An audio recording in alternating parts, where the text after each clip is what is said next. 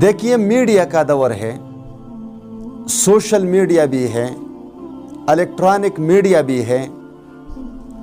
कम लोग किताबें उठाकर पढ़ते हैं, ज्यादा लोग इसी मीडिया पर इक्तिफा करते हैं और सब कुछ इंटरनेट पर तलाश करके पढ़ते हैं और देख रहे हैं, चाहे वो तारीख हो, चाहे फिक़्ह हो, चाहे तफसीर हो, चाहे हदीस हो। इस वक्त जो तुर्की ने ये सिलसिला शुरू किया हुआ है तारीखी ड्रामों का, तो ड्रामे तो दुनिया के हर मुल्क में बनते हैं, हमारे पाकिस्तान में भी बनते हैं, लेकिन हमारे पाकिस्तान के ड्रामा राइटर्स को सिवाय इश्क और माशूक़ी के कुछ नहीं आता कि वो कुछ लिखे। वो क्या लिखते हैं? ननंद, भाभी, बहू, सास, बेटी, इसमें मोहब्बत कैसे हो सकती है? आप अपने घर बार को छोड़कर अपने आशिक के साथ कैसे भाग सकती है? अपने शौहर से तलाक लेकर किसी दूसरे मर्द के साथ निकाह कैसे की जा सकती है? ये वो सारे हराम तरीक़े यहाँ पर दिखाए जा रहे हैं जिन्होंने हमारे ख़ानदानी ज़िंदगी को बर्बाद कर दिया, नौजवानों को बर्बाद कर दिया, ख़वातीन को बर्बाद कर दिया। यहाँ तक कि हमारे पाकिस्तान के मुआशरे के 95% घरेलू ज़िंदगी में इस्लाम का तसव्वुर ही ख़त्म कर दिया, कुरान का तसव्वुर ही ख़त्म कर दिया।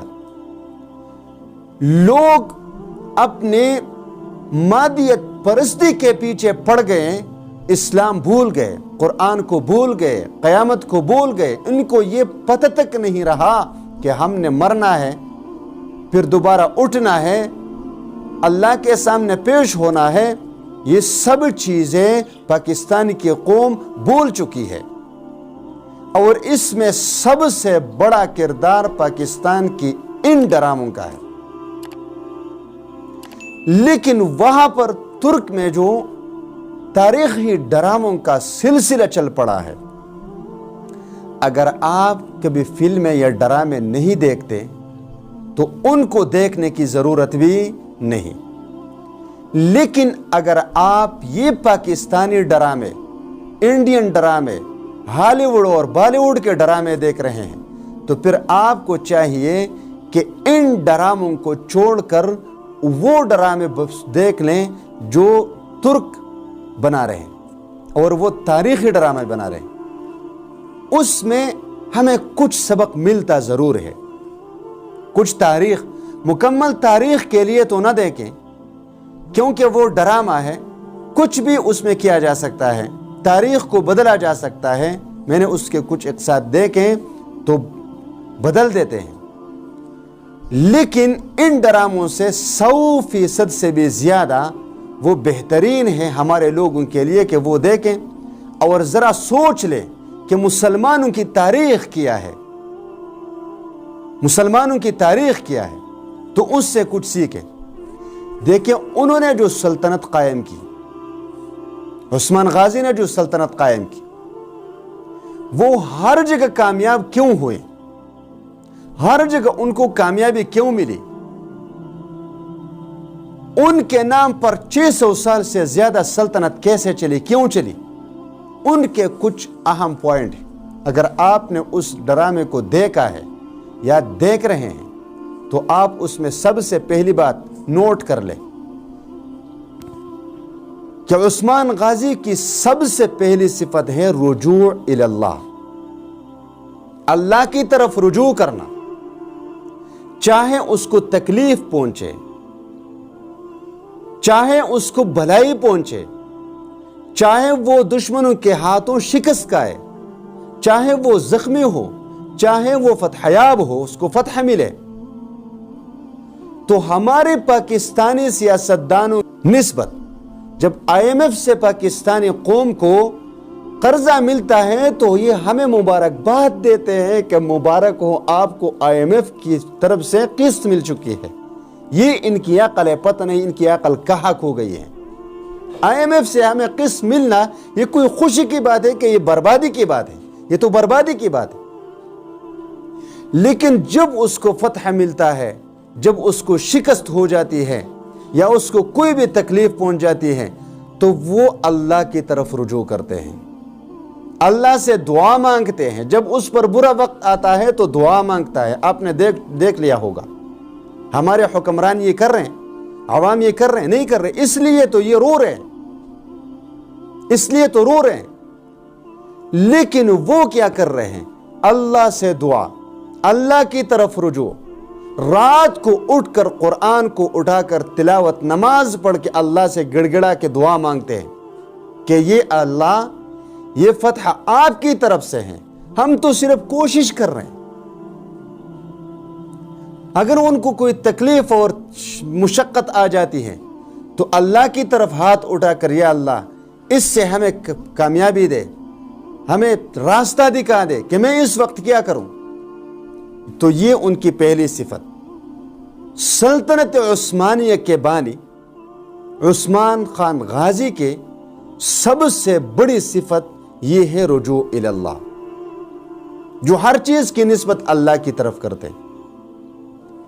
دوسری بات جوش اور جذبہ، کہ کچھ بھی ہو جائے ہمت نہیں ہارتے، اس میں ایک جوش ہے، ایک جذبہ ہے، اور وہ جذبہ جو اس کے دل میں ہے وہ اللہ کی محبت ہے، اسلام کی محبت ہے، مسلمانوں کی محبت ہے، اعلاء کلمت اللہ ہے، مسلمانوں کی کامیابی ہے، اللہ تعالیٰ اور رسول کی محبت ہے۔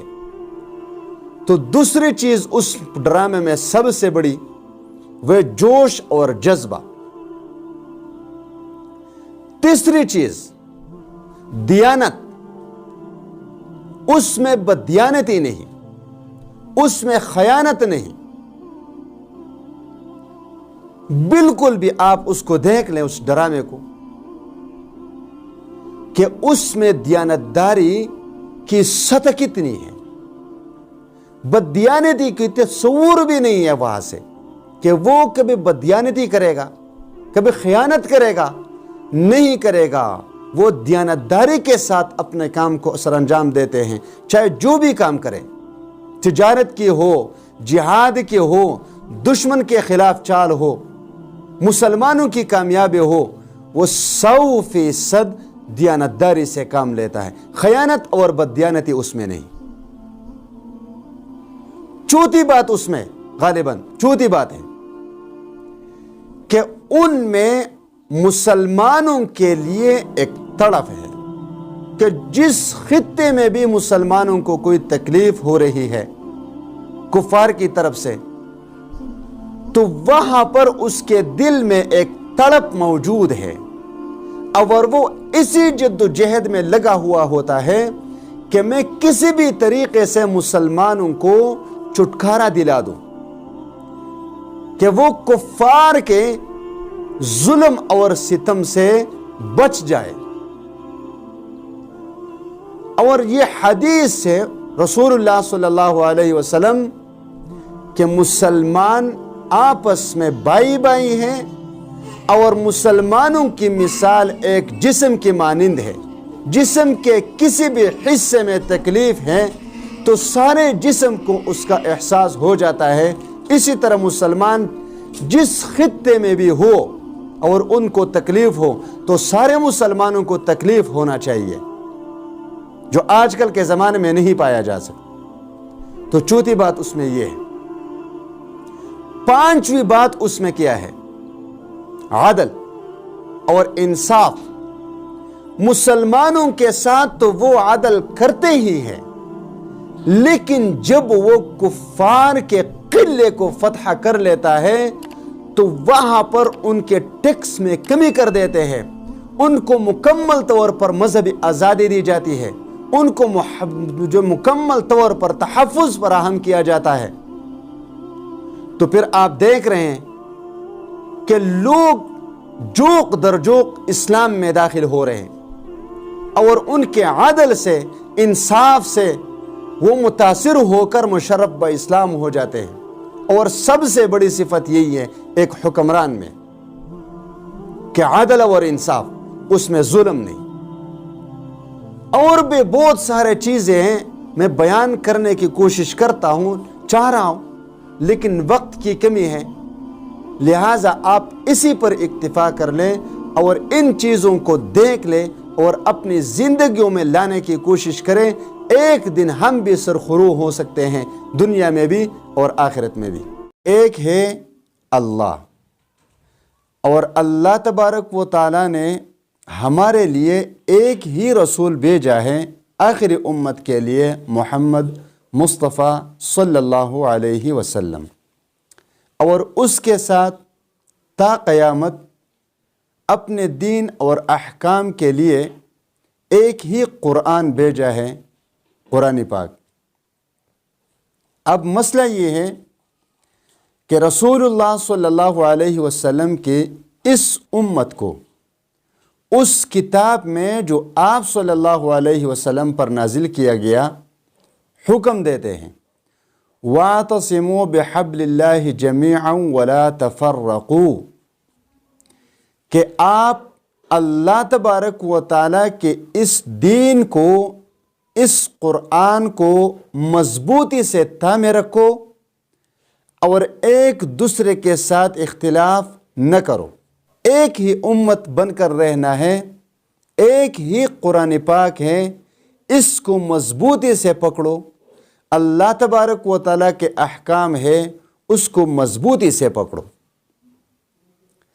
اب مسئلہ کیا ہو رہا ہے ہمارے ساتھ کہ ہمارے پاکستانی قوم وہ سیاست میں بھی بٹ چکے ہیں، اور ایسے بٹ گئی ہے یہ قوم، سیاستدانوں نے ایسے بٹکایا ہے ان کو کہ ایک دوسرے کی بات کو سننے کے لیے کوئی بھی تیار نہیں، بس جو جس کے پیچھے چلا ہے وہی ٹھیک ہے، باقی ساری قوم غلط۔ جو لوگ جس مذہبی گروپ کے ساتھ تعلق رکھتے ہیں، ایسا ہونا نہیں چاہیے، لیکن جو تعلق رکھتے ہیں تو صرف وہی ٹھیک ہے، باقی تمام غلط۔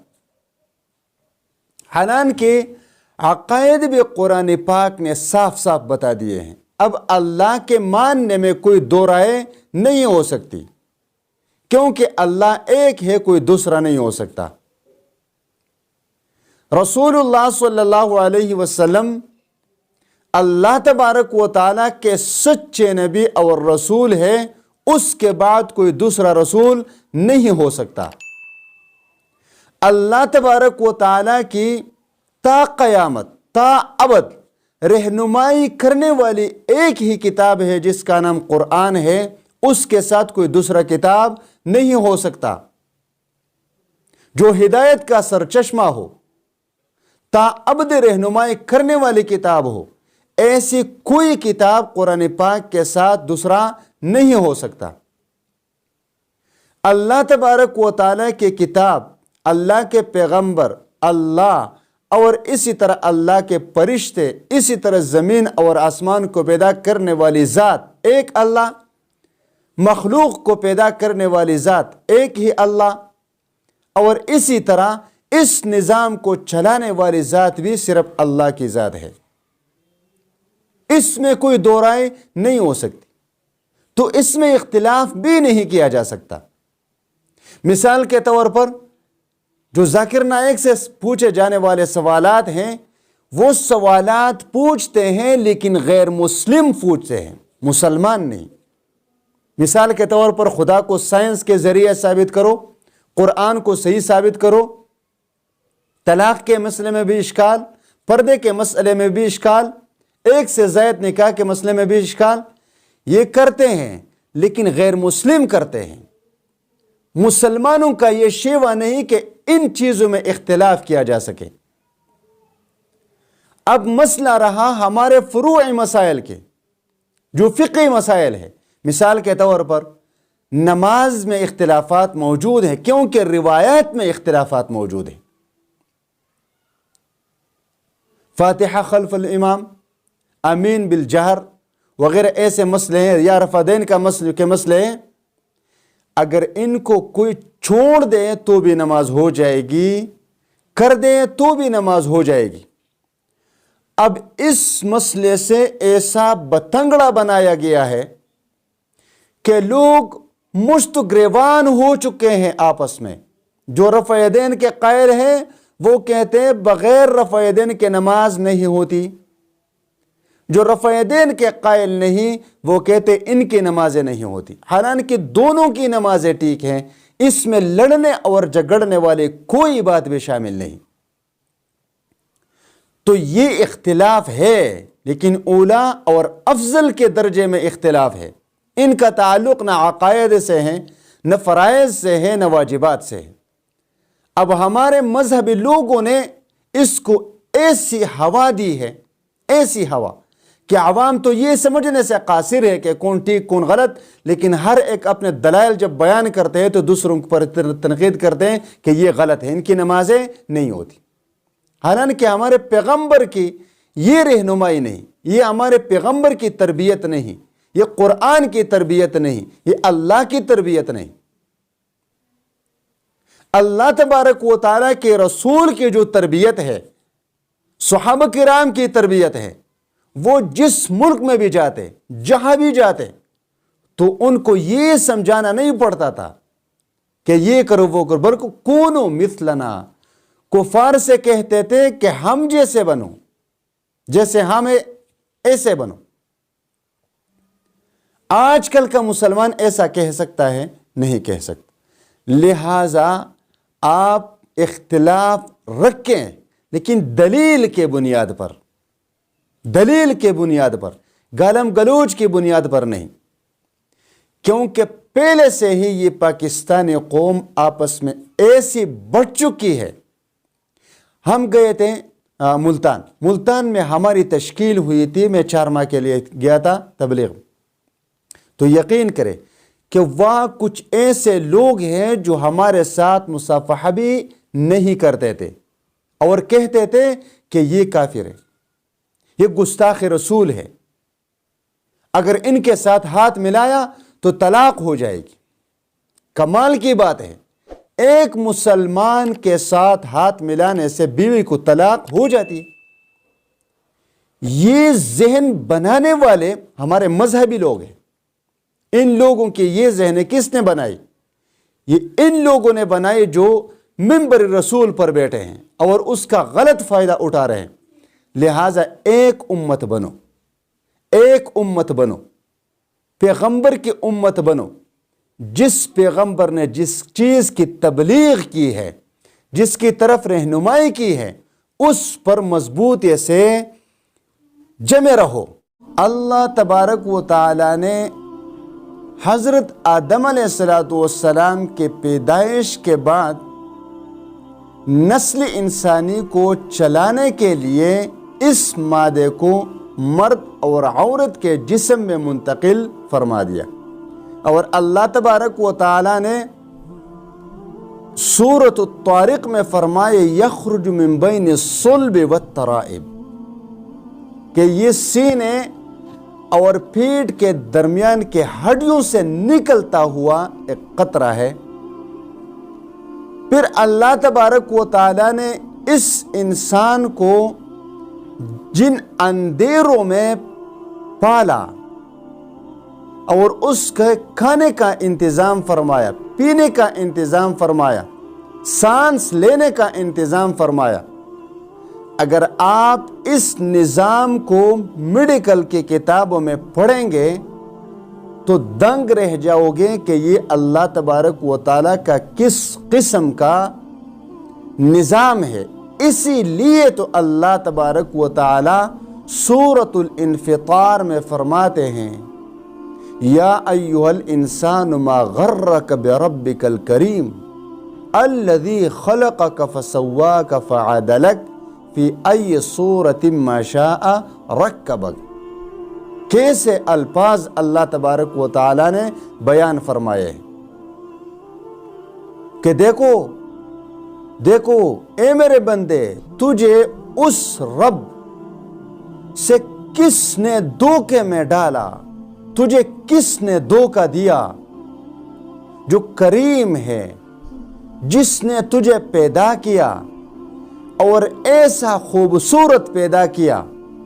اب اگر آپ ذرا غور کریں گے سورۃ الحج کی آیات پر, تو وہاں پر اللہ تبارک و تعالیٰ فرماتے ہیں وَجَعَلْنَا مِنَ الْمَاءِ كُلَّ شَيْءٍ حَيٍّ, کہ اللہ تبارک و تعالیٰ نے ہر جاندار کو پانی سے پیدا فرمایا. اس میں مزید تفصیل ہے جو سائنس کے کتابوں میں بھی ملتی ہے, لیکن میرے یہاں پر ایک پوائنٹ ہے. اب اگر آپ ذرا سوچیں گے تو اسی پانی سے انسان بھی پیدا ہو جاتا ہے, پھر انہی انسانوں میں اس سے ایک مرد پیدا ہوتا ہے, ایک عورت پیدا ہوتی ہے, اسی طرح اس میں مخنث بھی پیدا ہوتا ہے. پھر اس میں سے کچھ اعضاء پر مکمل ہوتے ہیں, 2 ہاتھ, 2 آنکھیں, ناک, زبان, دانت, کان وغیرہ, ہاتھ, پاؤں, سب کچھ. پھر اس میں کچھ ایسے ہوتے ہیں, آپ دیکھ بھی چکے ہوں گے, جن کی شکلوں اور صورتوں میں کچھ کمی اور بیشی بھی ہوتی ہے. انگلیوں میں, ناک میں, کانوں میں عجیب عجیب قسم کی تخلیق ہوتی ہے اللہ کی. پھر اسی پانی سے گدھا بھی پیدا ہوتا ہے, گھوڑا بھی پیدا ہوتا ہے, خنزیر بھی پیدا ہوتا ہے, کتا بھی پیدا ہوتا ہے, بکری بھی پیدا ہوتی ہے, بھیڑ بھی پیدا ہوتی ہے. یہ سارے چیزیں یہ اسی ایک نظام کے تحت پیدا ہو جاتی ہیں. اب اگر اللہ چاہتا تو اسی پانی سے انسان کی شکل کو بھینس کا شکل بھی دے سکتا تھا, گائے کا شکل بھی دے سکتا تھا, گدھے کا شکل بھی دے سکتا تھا, لیکن اللہ نے ایسا نہیں کیا. اللہ تبارک و تعالیٰ نے اسی پانی سے انسان کو پیدا فرمایا, لیکن کیسے خوبصورت پیدا فرمایا.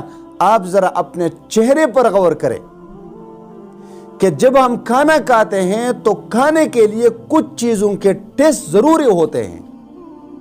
کھانا کڑوا ہے, میٹھا ہے, یا سڑ چکا ہے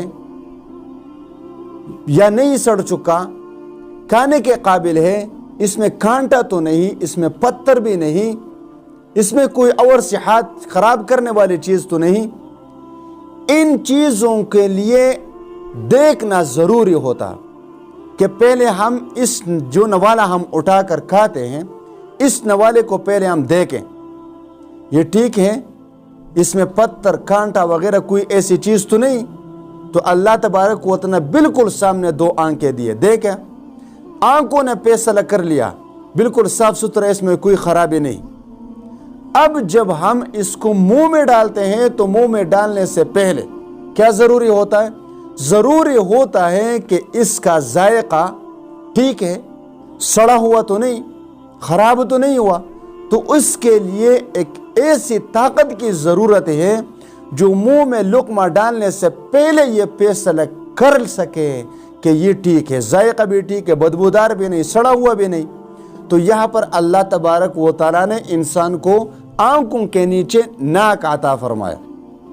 دیکھا, جیسے یہ منہ میں نوالا جاتا ہے تو منہ میں ڈالنے سے پہلے یہ فیصلہ کر لیتا ہے کہ سڑا ہوا بھی نہیں, بدبودار بھی نہیں, ٹھیک ہے. اس 2 چیزیں گئیں. اب جب منہ میں ڈالا تو یہاں پر اللہ تبارک و تعالیٰ نے دانتوں اور زبان میں ایسے ذائقے رکھے ہیں جو یہ فرق کر سکے. اس میں مرچ شامل ہے, اس میں چینی شامل ہے, میٹھا ہے, کھٹا ہے, کڑوا ہے, کیسا ہے, یہ فیصلہ کر لیتا. اب اگر اللہ تبارک و تعالیٰ یہ آنکھیں یہاں پیچھے گردن کی طرف لگا دیتے, ناک کو یہاں اوپر لگا دیتے بھیجے میں یہاں پر, اور منہ یہاں پر ہوتا, تو ہمیں کیا کرنا پڑتا؟ پہلے نوالا اٹھاتا, پھر پیچھے گردن کی طرف وہ آنکھوں کو دکھاتا, پھر یہاں نیچے اوپر لا کر یہاں پر ناک کو دکھاتا, اور پھر یہاں پر منہ میں ڈالتا. تو کتنی مشقت ہوتی. آپ نے کبھی غور کیا ہے کہ اللہ تبارک و تعالیٰ نے کس قسم کی شکل یہ انسان کو عطا فرمائی ہے، اور ایسا خوبصورت شکل جس کو دیکھتے دیکھتے کبھی بھی انسان سے نفرت نہیں ہو سکتی۔ تو یہ اللہ تبارک و تعالیٰ کی تخلیق ہے۔ اسی لیے اللہ تبارک و تعالیٰ فرماتے ہیں یا ایہا الانسان ما غرک بربک الکریم الذی خلقک فسواک فعدلک فی ای صورت ما شاء رکبک۔ تم میرے تمام بیان کا خلاصہ ہیں کہ صرف اللہ کی عبادت کی جائے، صرف اللہ کی مانی جائے اور شیطان سے دور رہا جائے۔ اللہ تبارک و تعالیٰ نے حضرت آدم علیہ السلام کے پیدائش کے بعد نسل انسانی کو چلانے کے لیے اس مادے کو مرد اور عورت کے جسم میں منتقل فرما دیا، اور اللہ تبارک و تعالی نے سورۃ الطارق میں فرمائے یخرج من بین الصلب والترائب کہ یہ سینے اور پیٹ کے درمیان کے ہڈیوں سے نکلتا ہوا ایک قطرہ ہے۔ پھر اللہ تبارک و تعالی نے اس انسان کو جن اندھیروں میں پالا اور اس کے کھانے کا انتظام فرمایا، پینے کا انتظام فرمایا، سانس لینے کا انتظام فرمایا۔ اگر آپ اس نظام کو میڈیکل کی کتابوں میں پڑھیں گے تو دنگ رہ جاؤ گے کہ یہ اللہ تبارک و تعالیٰ کا کس قسم کا نظام ہے۔ اسی لیے تو اللہ تبارک و تعالیٰ سورۃ الانفطار میں فرماتے ہیں یا ایہا الانسان ما غرک بربک الکریم الذی خلقک فسواک فعدلک فی ای صورت ما شاء رکبک۔ کیسے الفاظ اللہ تبارک و تعالی نے بیان فرمائے کہ دیکھو دیکھو اے میرے بندے، تجھے اس رب سے کس نے دھوکے میں ڈالا، تجھے کس نے دھوکہ دیا جو کریم ہے، جس نے تجھے پیدا کیا اور ایسا خوبصورت پیدا کیا۔ اب اگر آپ ذرا غور کریں گے سورۃ الحج کی آیات پر تو وہاں پر اللہ تبارک و تعالیٰ فرماتے ہیں وَجَعَلْنَا مِنَ الْمَاءِ كُلَّ شَيْءٍ حَيٍّ کہ اللہ تبارک و تعالیٰ نے ہر جاندار کو پانی سے پیدا فرمایا۔ اس میں مزید تفصیل ہے جو سائنس کے کتابوں میں بھی ملتی ہے، لیکن میرے یہاں پر ایک پوائنٹ ہے۔ اب اگر آپ ذرا سوچیں گے تو اسی پانی سے انسان بھی پیدا ہو جاتا ہے، پھر انہی انسانوں میں اس سے ایک مرد پیدا ہوتا ہے، ایک عورت پیدا ہوتی ہے، اسی طرح اس میں مخنث بھی پیدا ہوتا ہے۔ پھر اس میں سے کچھ اعضاء پر مکمل ہوتے ہیں، 2 ہاتھ، 2 آنکھیں، ناک، زبان، دانت، کان وغیرہ، ہاتھ، پاؤں، سب کچھ۔ پھر اس میں کچھ ایسے ہوتے ہیں آپ دیکھ بھی چکے ہوں گے جن کی یہ شکلوں اور صورتوں میں کچھ کمی اور بیشی بھی ہوتی ہے، انگلیوں میں، ناک میں، کانوں میں، عجیب عجیب قسم کی تخلیق ہوتی ہے اللہ کی۔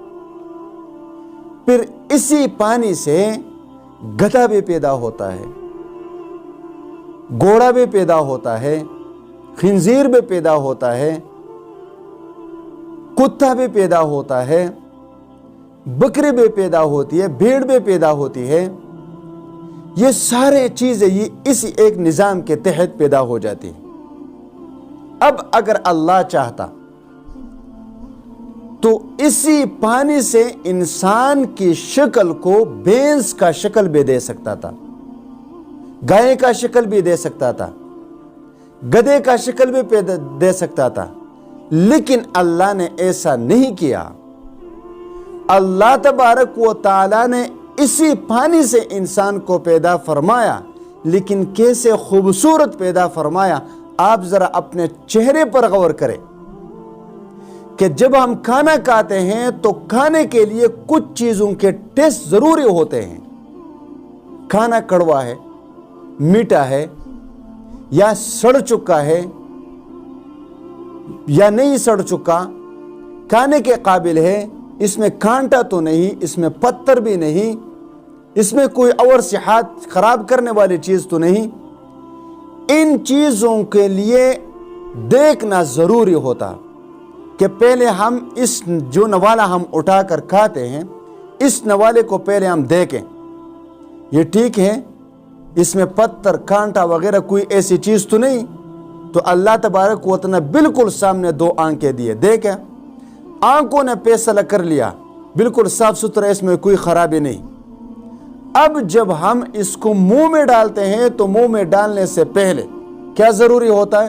ضروری ہوتا ہے کہ اس کا ذائقہ ٹھیک ہے، سڑا ہوا تو نہیں، خراب تو نہیں ہوا. تو اس کے لیے ایک ایسی طاقت کی ضرورت ہے جو منہ میں لقمہ ڈالنے سے پہلے یہ فیصلہ کر سکے کہ یہ ٹھیک ہے، ذائقہ بھی ٹھیک ہے، بدبودار بھی نہیں، سڑا ہوا بھی نہیں. تو یہاں پر اللہ تبارک و تعالیٰ نے انسان کو آنکھوں کے نیچے ناک عطا فرمایا. دیکھا، جیسے یہ منہ میں نوالا جاتا ہے تو منہ میں ڈالنے سے پہلے یہ فیصلہ کر لیتا ہے کہ سڑا ہوا بھی نہیں، بدبودار بھی نہیں، ٹھیک ہے. اس دو چیزیں گئیں. اب جب منہ میں ڈالا تو یہاں پر اللہ تبارک و تعالیٰ نے دانتوں اور زبان میں ایسے ذائقے رکھے جو یہ فرق کر سکے. اس میں مرچ شامل ہے، اس میں چینی شامل ہے، میٹھا ہے، کھٹا ہے، کڑوا ہے، کیسا ہے، یہ فیصلہ کر لیتا. اب اگر اللہ تبارک و تعالیٰ یہ آنکھیں یہاں پیچھے گردن کی طرف لگا دیتے، ناک کو یہاں اوپر لگا دیتے بھیجے میں یہاں پر، اور منہ یہاں پر ہوتا، تو ہمیں کیا کرنا پڑتا؟ پہلے نوالا اٹھاتا، پھر پیچھے گردن کی طرف وہ آنکھوں کو دکھاتا، پھر یہاں نیچے اوپر لا کر یہاں پر ناک کو دکھاتا، اور پھر یہاں پر منہ میں ڈالتا. تو کتنی مشقت ہوتی. آپ نے کبھی غور کیا ہے کہ اللہ تبارک و تعالیٰ نے کس قسم کی شکل یہ انسان کو عطا فرمائی ہے، اور ایسا خوبصورت شکل جس کو دیکھتے دیکھتے کبھی بھی انسان سے نفرت نہیں ہو سکتی. تو یہ اللہ تبارک و تعالیٰ کی تخلیق ہے. اسی لیے اللہ تبارک و تعالیٰ فرماتے ہیں یا ایھا الانسان ما غرک بربک الکریم الذی خلقک فسواک فعدلک فی ای صورت ما شاء رکبک. تم میرے تمام بیان کا خلاصہ ہیں کہ صرف اللہ کی عبادت کی جائے، صرف اللہ کی مانی جائے اور شیطان سے دور رہا جائے.